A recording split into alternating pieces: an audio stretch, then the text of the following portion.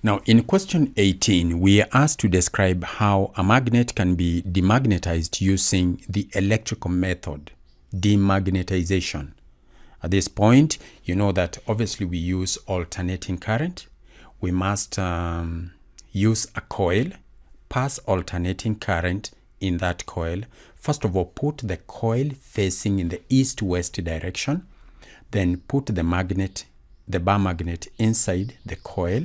Of course, now it will be facing in the east-west direction. Pass alternating current through the coil for some time, and then remove the magnet slowly from the coil, and it will have been demagnetized.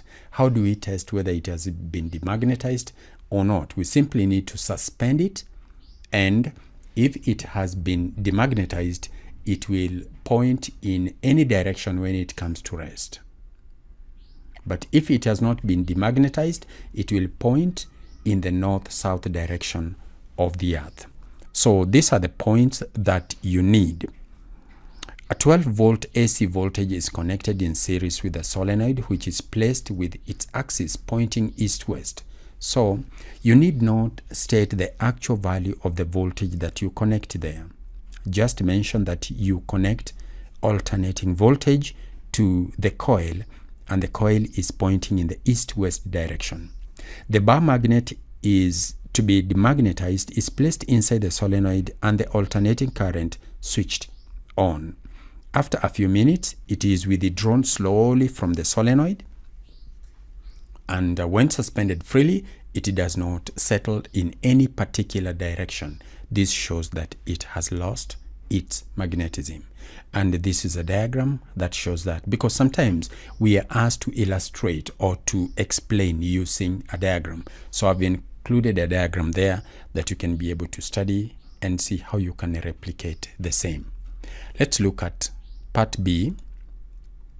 In part B, you are provided with two iron bars, P and Q.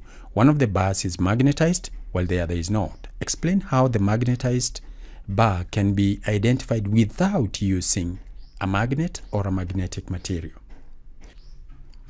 So they have prevented us using repulsion as the only sure test of polarity or magnetism. What is it that we are expected to do? It's very simple. Just suspend each one of those bars, iron bars, using a cotton thread, one at a time, and using wooden stands. The one which is a magnet, and ensure that they are free to rotate in a horizontal plane. The one which is a magnet will come to rest pointing in the north-south direction. The other, which is not a magnet, will rest in no particular direction. Like we have seen in the previous question, when we demagnetize a bar magnet and suspend the same, it will come to rest in no particular direction. So this is what the explanations look like. Suspend both magnets in turn using cotton thread and wooden stands. Allow the bar magnet to swing freely in a horizontal plane. Give it time and observe the direction in which it comes to rest. The magnet comes to rest, that is the bar, which is a magnet, comes to rest with one of the ends pointing in the north direction of the earth, or pointing in the north-south direction. The demagnetized bar does not settle in any particular direction. And the answer to that was just as simple as that. Let's look at part C. This one is on electromagnetic induction. We are told that figure 12 shows two identical copper coils, X and Y, placed close to each other. I forgot to name. This is X and this is Y. Coil X is connected to a DC power supply. You can see this one is a battery, while coil Y is connected to a galvanometer. They're just close to each other. Explain what is observed on the galvanometer when the switch is closed. This question is about electromagnetic induction. In fact, it's about mutual induction.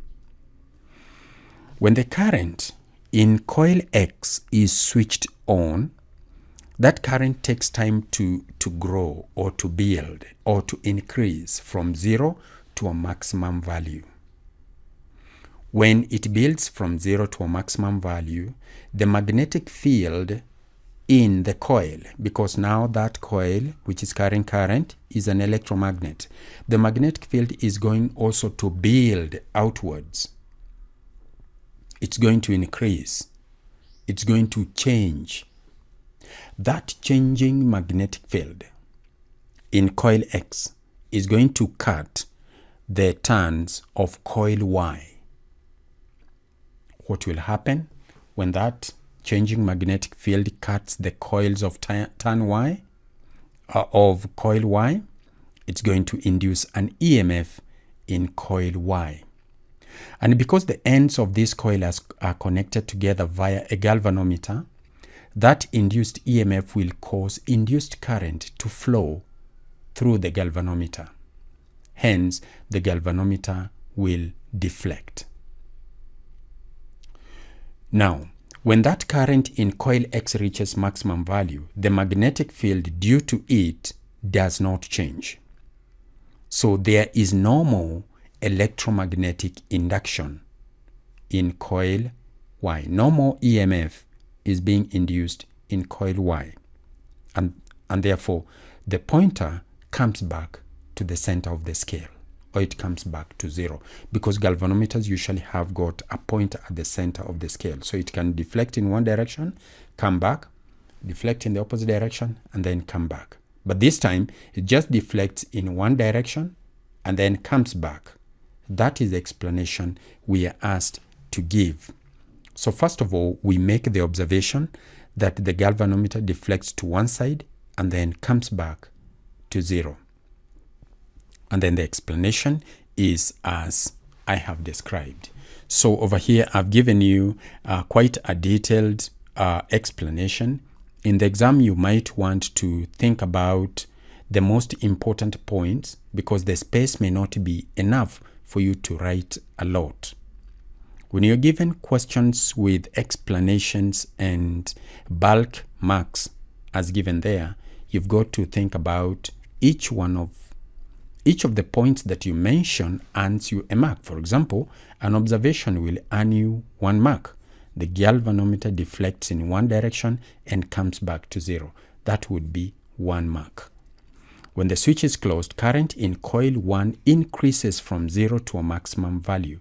Magnetic field around coil X increases or builds up. The changing magnetic field, you must mention the idea of the fact that the magnetic field in coil X is changing.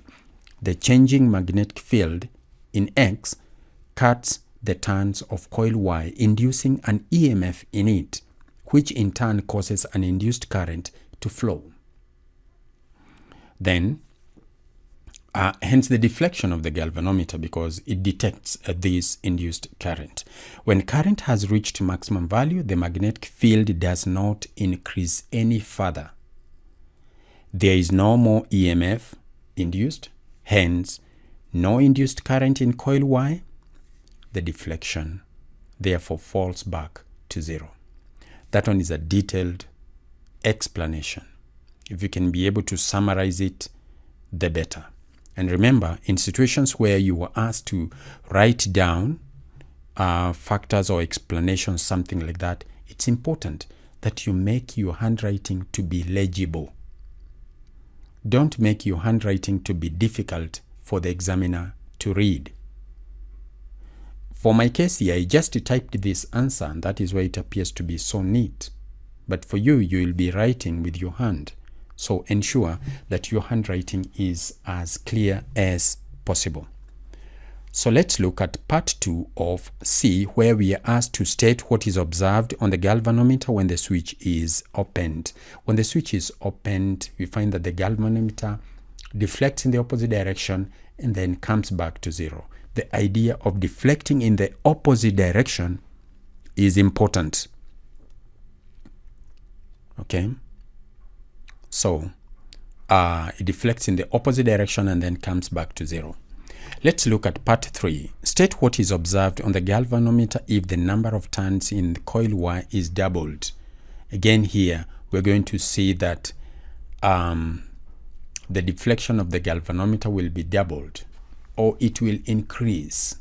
It will increase because the amount of EMF induced in coil Y is going to increase.